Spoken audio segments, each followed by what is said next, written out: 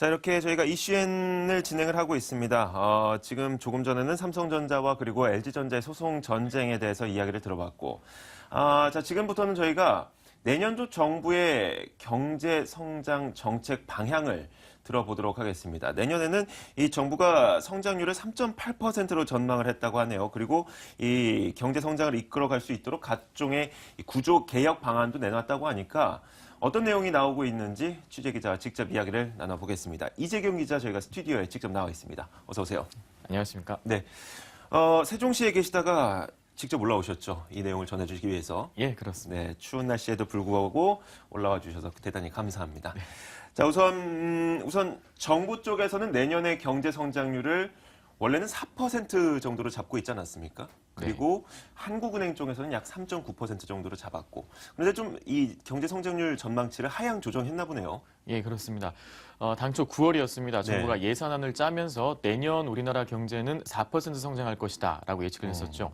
근데 이번에 내년도 경제정책 방향을 마련하면서는 네. 3.8%로 0.2%포인트를 낮춰 잡은 겁니다.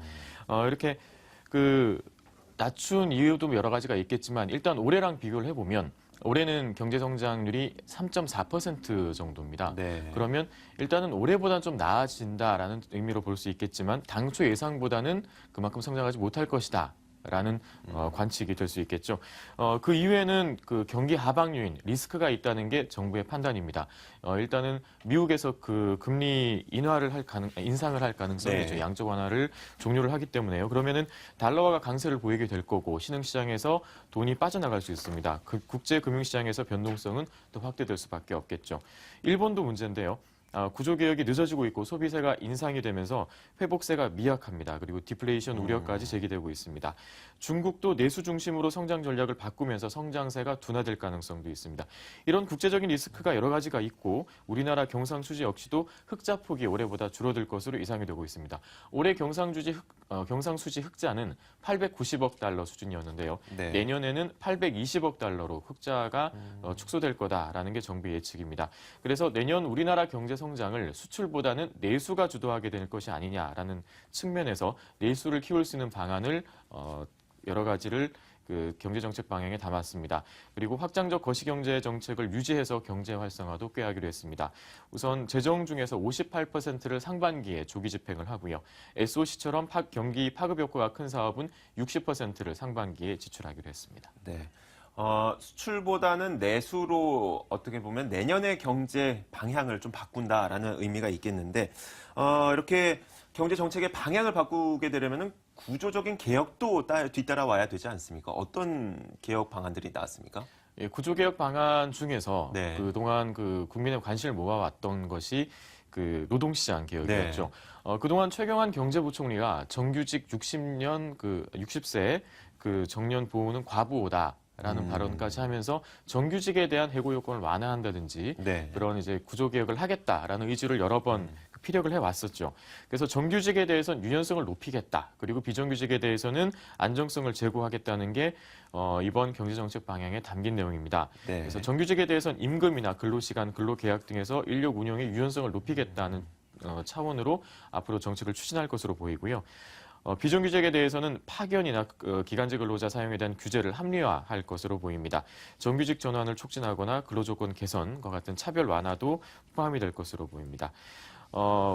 그리고 우리나라의 경제 인력이 좀 많이 줄어들고 있는 상황인데요. 그동안은 네. 저임금의 외국 인력을 많이 유치해왔지 않겠습니까? 네. 앞으로는 우수한 외국 인력을 많이 끌어들인다는 방침입니다.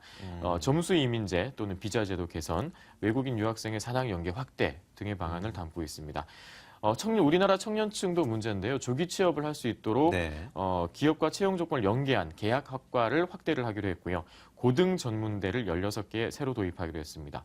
그리고 새로운 거는 우리나라 이제 교육 분야에서도 그동안 3월에 새 학기를 시작했는데 앞으로는 네. 9월에 새 학년 시작하는 9월 신학기제도 도입하기로 했습니다. 알겠습니다. 큰 줄기로 보자면 내수를 키울 수 있는 방안들 그뿐만이 아니라 이 노동시장의 구조를 개혁시킬 수 있는 방안들 이런 방안들을 내놨는데 그 외에도 다른 몇 가지들 있을 것 같습니다. 경제를 성장시키기 위한 몇 가지 방안들 어떤 것들이 있었습니까? 예, 일단 그 가장 관심을 받고 있는 게 네. 여당에서 추진하고 있는 공무원 연금 개혁이죠. 그 외에도 군인연금, 네. 사학연금도 있습니다. 정부는 이런 연금들의 개혁을 내년에 본격적으로 추진하겠다라고 밝혔습니다. 국민연금도 죄송합니다. 네. 2016년 말에 재정 지원 만기가 도래합니다. 그래서 그동안 재정 지원 방식이 괜찮았는지 문제는 없는지 점검을 하고 지출을 효율화하는 방안도 추진하기로 했습니다. 금융산업도 문제가 많다라고 지적이 됐습니다. 그동안 보신주의 관행 때문에 비효율성이 높았다라는 건데요.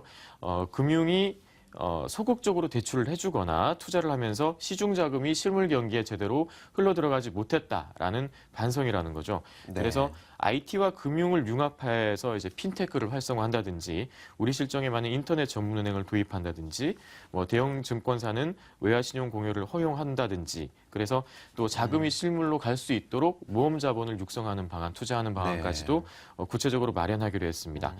부동산 시장에서의 그 새롭게 도입되는 거는 이제 주택 임대 산업인데요. 그동안 그 주택 임대업은 소규모나 또는 네. 개인들이 많이 해왔었죠. 근데 앞으로는 대형사들이 주택 임대 사업을 할 수 있도록 정부에서 정부 보유 공공기관이 보유하고 있는 토지를 쓸 수 있도록 해준다든지 여러 가지 방안을 담고 있습니다. 또 용적률을 상향해주고 금융이나 세제 차원에서도 규제를 완화하고 네. 그래서 이런 규제를 원점에서 다 재검토해서 대형 임대 사업자가 나올 수 있도록 1월 달에 그 민간 임대 시장 활성화 방안을 발표하기로 했습니다. 네, 알겠습니다. 자, 이렇게 내놓은 여러 가지 방안들이 내년 경제를 확실하게 살릴 수 있는 그런 방안들이 됐으면 좋겠다는 바람이 있습니다. 자, 오늘 이재경 기자와 함께 이야기 나눠봤습니다. 세종시에서 올라오느라고 수고하셨습니다. 감사합니다. 고맙습니다.